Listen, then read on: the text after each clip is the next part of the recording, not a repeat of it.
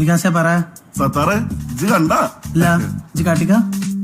എന്നാ കണ്ട കഥ சொல்லட்டுமா? കിട്ടാതെ കാര്യം പറഞ്ഞാൽ നമ്മുടെ രണ്ടുപേരുടെയും സമയം ലാഭിക്കാം. Are you saying no or yes? അത്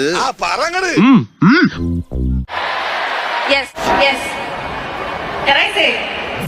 താൻ എവിടെ നിന്ന് വന്ന് രാവിലെ കുറ്റിയും പറിച്ചു? சொன்னல சின்ன வயசுல when my brother and I were kids.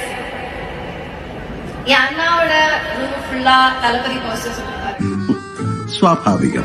ஒரு நாள் காலையில நான் எந்திரிச்சு வரும்போது my appa is giving my brother advice. ഇല്ലാത്ത പറഞ്ഞ നടന്നാലല്ലോ ഒരു ചവിട്ടി ചുമരുമ പറ്റിച്ചാൽ டேய் நீ படிச்சாதான் நல்லா பிரைட்டா ஃபியூச்சர் இருக்கும் இப்படி அப்படின்ட்டு.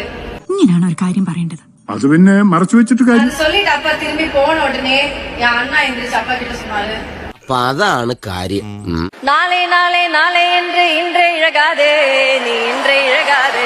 நாளை நாளை நாளை என்று இன்றே இழகாதே. நாளை நாளை என்று இன்றே இழகாதே. நாளை நாளை என்று இன்றே இழகாதே. நாளை நாளை நாளை என்று இன்றே இழகாதே. വിധത്താൽ നാളെ മുളയ്ക്കൂ അത് നീ മറക്കാതെ. എല്ലാവർക്കും കേറി ഞാൻ ഓർത്തണ്ടല്ലോ.